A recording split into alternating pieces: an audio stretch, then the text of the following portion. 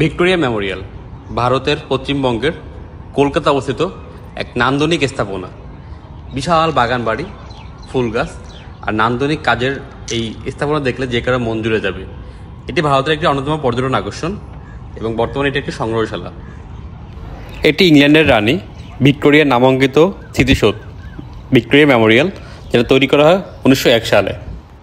British শাসন চলাকালীন সময়ে কলকাতা ছিল ভারতের রাজধানী। ইংল্যান্ডের রানী ভিক্টোরিয়া তখন ভারতের সাম্রাজ্যও ছিলেন। তার রাজত্বকাল ছিল 1857 সাল থেকে 1901 সাল পর্যন্ত।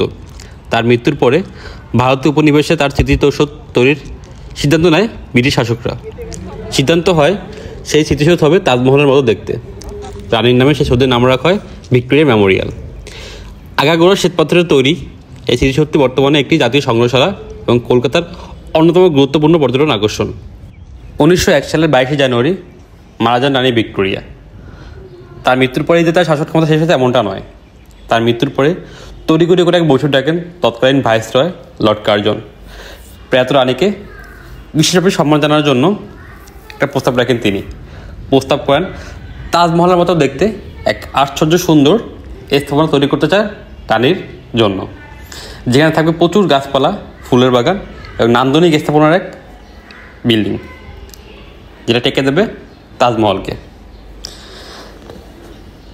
তার ইচ্ছা ছিল তাজমহলের মতো করে তৈরি হবে এই বিল্ডিংটা, কিন্তু এটা কিন্তু তাজমহল থেকে কম সুন্দর না। এবং কলকাতার অন্যতম পর্যটন আকর্ষণ কিন্তু এই ভিক্টোরিয়া মেমোরিয়াল। তারা কলকাতায় ঘুরতে যায়, সবাই কিন্তু কোলটা ভিজিট করতে এখানে চলে আসে। ভিক্টোরিয়া মেমোরিয়াল তৈরির প্রস্তাব করা হয় 1901 সালে। প্রায় 5 বছর ধরে চলে এর নকশা তৈরি, অন্যান্য কাজ। 1906 সালে এই ভিত্তি স্থাপন করা হয়। এই ভিত্তি স্থাপন করে পঞ্চম রাজা জর্জ। বোন ভিক্টোরিয়ার মৃত্যুর পরেই তার রাজা হওয়ার কথা ছিল। বাবা 7ম অ্যাওয়ার্ড বেঁচে থাকা পর্যন্ত তিনি রাজা হতে পারেননি।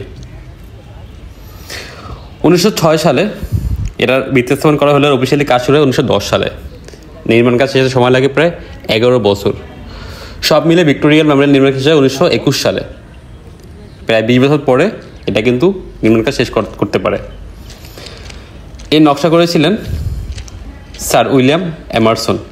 তিনি ছিলেন ব্রিটিশ ইনস্টিটিউট অফ আর্কিটেক্টের প্রেসিডেন্ট। এর চারপাশে যে বাগানগুলো আছে এই নকশা করে লর্ড ডিডেসডেল ও স্যার জন পেইন। যে জমিতে ভিক্টোরিয়া মেমোরিয়াল অবস্থান করতেছে সেটি ছিল একটি জেলের জমি। যারা রাজনৈতিক বন্দী ছিল তাদেরকে রাখা হতো এই জেলে। পরে এই জেল কিন্তু সরাইয়ে আলিপুরে রাখা হয়। এটা চারপাশ পুরো সাদা পাথর দিয়ে তৈরি।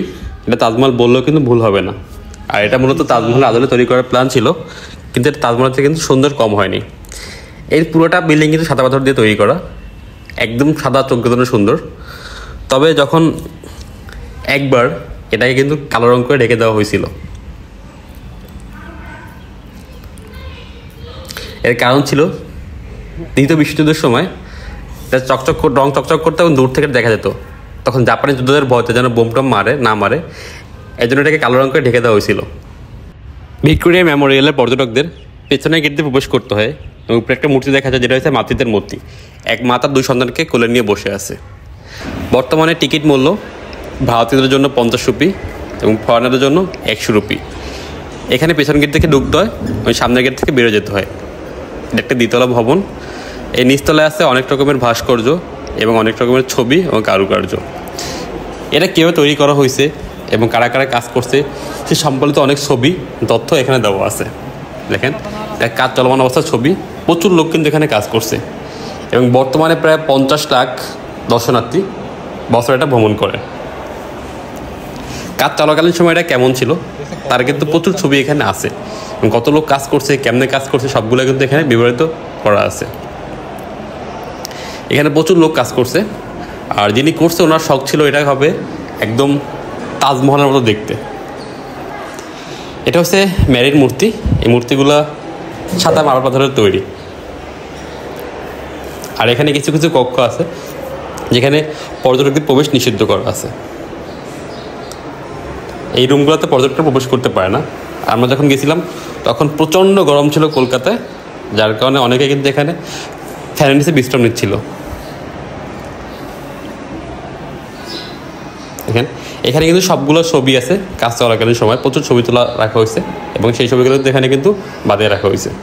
এবং এখানে ছবিটা কোন সময় তোলা, মানে কত সালের তোলা, এটা কিন্তু বিবরণ এখানে করা আছে।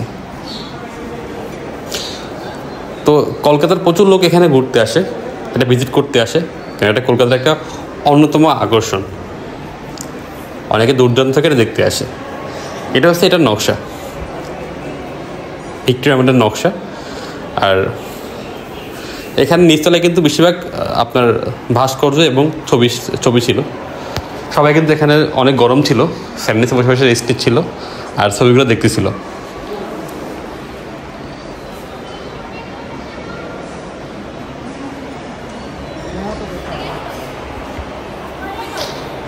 এটা হচ্ছে জর্জ বিয়ের ভাস্কর্য। দেখেন লোকজন গরমে পুরো ক্লান্ত হয়ে গেছিলো, কারণ এরিয়াটা অনেক বড় এবং এই পর্যন্ত আসতে বেশ রোদ ছিল, রাস্তায় প্রচণ্ড রোদের তাপ ছিল অনেক বেশি, যার কারণে অনেকে কিন্তু এখানে এসে কষ্ট হয়ে গেছিলো। এটা সকাল 10টা ওপেন করা হয় এবং বিকাল 5টার মধ্যে কিন্তু এটা বন্ধ করে দেওয়া হয়। এটা তখনকার দিনের বন্ধু কেমন ছিল দেখা আছে, তখনকার জজরা কোন টাইপের ড্রেস পরতো সেটা এখানে আছে। আর এখানে আছে কিছু বড় বড় ছবি, আর এখানে আছে একটা মিনি ভাস্কর্য, যেটাকে মিনি ভিক্টোরিয়া বলা হয়। মানে পুরোটা একটা ম্যাপ কিন্তু এখানে ভাস্কর্য করে রাখা আছে।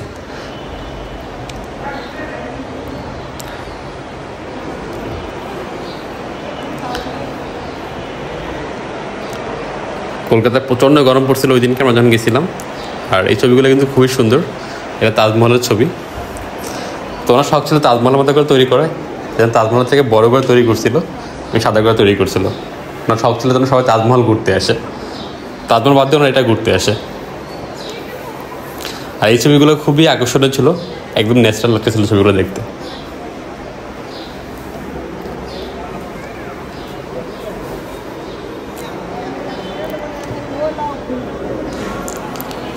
তখনকার দিনে ব্রিটিশ নৌকাগুলো কেমন ছিল তার একটা স্মৃতি কিন্তু এখানে রাখা আছে। এই জাদুঘরে প্রায় 50,000-এর মতো সংগ্রহশালা আছে। এটা একটা বড় পিয়ানো, তখনকার আমলের রানীরা এমন টাইপের পিয়ানো ইউজ করতো সেটা কিন্তু এখানে দেওয়া আছে।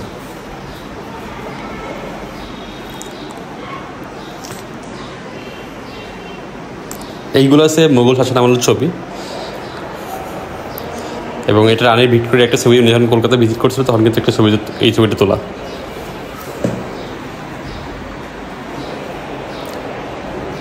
এই বিল্ডিংয়ের চারপাশে কারুকার্যগুলো খুবই সুন্দর এবং নান্দনিক।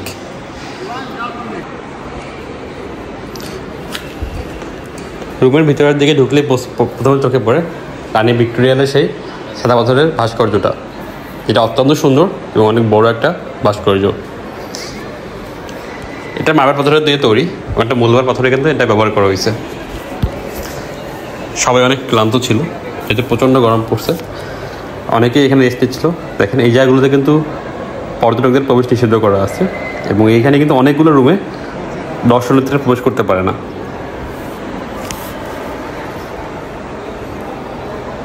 এইখানে পুরোনো আমলের ব্যবহৃত কিছু অস্ত্র এখানে শোপিস করা আছে এবং এটা হচ্ছে রানী ভিক্টোরিয়ার ঘোষণাপত্র। জর্জের শখ ছিল এই ঘোষণাপত্র স্বর্ণ দিয়ে বাধাই করবে, কিন্তু এটা স্বর্ণ দিয়ে করা হয়নি, শ্বেত পাথরে নকশা করে এটা ঝুলানো হয়েছে। আর এই মেমোরিয়ালে কিন্তু প্রচুর কবুতর আছে। এর বিভিন্ন দোতলার বিভিন্ন কামরায় কিন্তু অনেক কবুতর দেখা যায় এবং পাক করে প্রচুর কবুতর এখানে বসবাস করে। সবাই গরম একদম টায়ার্ড হয়ে শুয়ে বসে আছে, ক্লান্ত হয়ে, কেন দিনে প্রচণ্ড গরম পড়ছে। আর এইগুলো হচ্ছে পুরানো অস্ত্রসজ্জ এবং কিছু তরবারি, তখনকার ব্যবহার করা আমলের।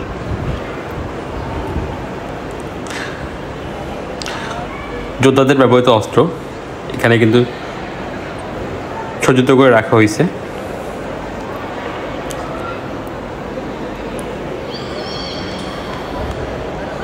আর এটা হচ্ছে রানীর সেই ভিক্টোরিয়ার ভাস্কর্য এবং মাঝখানের রুমটা কিন্তু অনেক বড় এবং পুরোটা কিন্তু একসাথে।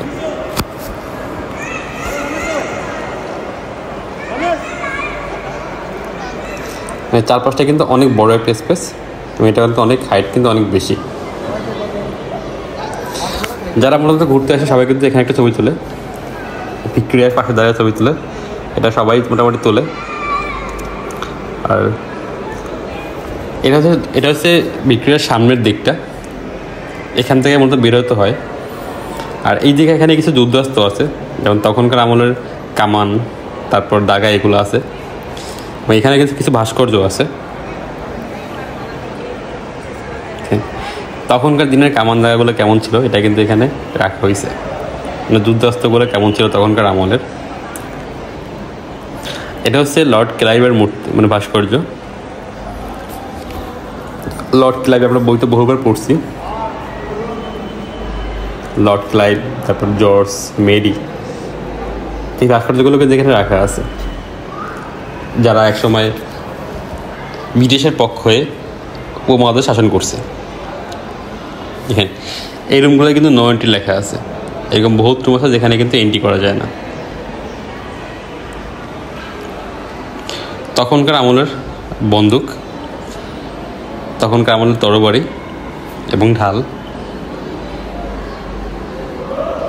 এবং এগুলোতে ব্যবহার করতে তার একটা সেই নমুনা ক্লাইভের ভাস্কর্য। আর এখানে কিছু কিছু গাইড আছে যারা এগুলোকে দেখাশোনা করে এবং আপনাদেরকে নির্দেশনা প্রদান করে। জর্জ উইলসনের ভাস্কর্য। আর এটা হচ্ছে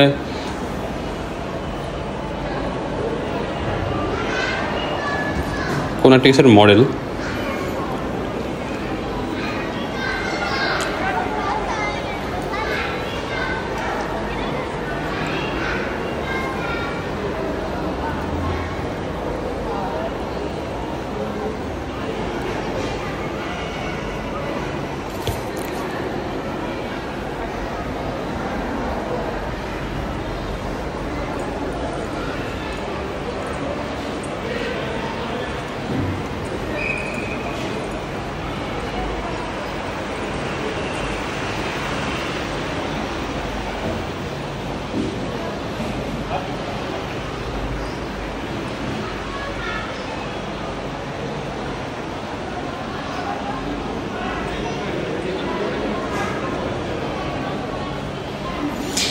এটাকে বলতে পারে একটা গ্যালারি হাউস।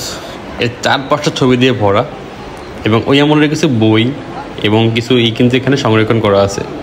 যেমন একটা কোরআন শরীফের মতো সংরক্ষণ করা আছে,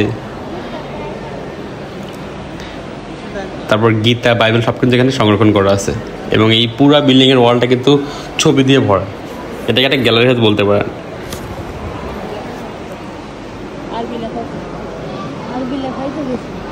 এবং বিভিন্ন ভাষার কিন্তু লিপিও কিন্তু এখানে সংরক্ষণ করা আছে।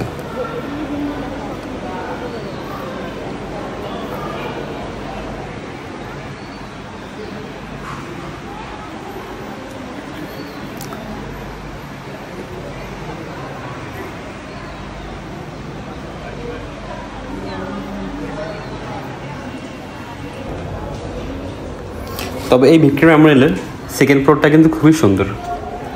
দ্বিতীয় তলায় ভারতের স্বাধীনতার ইতিহাস কিন্তু বর্ণনা করা হয়, এবং দ্বিতীয় তলায় একটা পার্টে ভারতের স্বাধীন কীভাবে হয়েছে, কার কার অবদান ছিল, কারা কী করছে, এগুলো কিন্তু চিত্র প্রদর্শনী করা হয়। দ্বিতীয় তলার এই ওপেন প্লেসটা দেখতে খুবই সুন্দর। এইখান থেকে তাকাইয়া এই জায়গাটা থেকে পুরা কিন্তু সামনের ফ্রন্টটা ভালো করে দেখা যায়। এই জায়গাটা খুবই সুন্দর লাগে দেখতে। তো দ্বিতীয় তলার এই সেকশনটাতে দেখানো হয়, মানে অনেকগুলো রুম আছে যেখানে প্রবেশ নিষিদ্ধ। এই সেকশনে দেখানো হয় যে ভারতের মুক্তিযুদ্ধের ইতিহাস, এদের স্বাধীনতার আগে এদের কী কোন দশা ছিল এবং কী কষ্ট করতে হয়েছে, এটা কিন্তু এখানে ভিডিওর মাধ্যমে দেখানো হয়। এবং ভারতের জাতীয় সঙ্গীতটা কিন্তু এখানে বাজানো হয়। এবং এখানে ঢুকলেই দেশে আমাদেরকে টান চলে আসে, যেটা বলে দেশপ্রেম। এই রুমে ঢুকলে দেশপ্রেম চলে আসে, কারণ খুব চমৎকার একটা মিউজিক বাজে, দেশের চমৎকার মিউজিক। আর সব জায়গায় দেখানো হয় যে ভারতের স্বাধীনতার আগে কী পরিমাণ কষ্টদের করতে হয়েছে।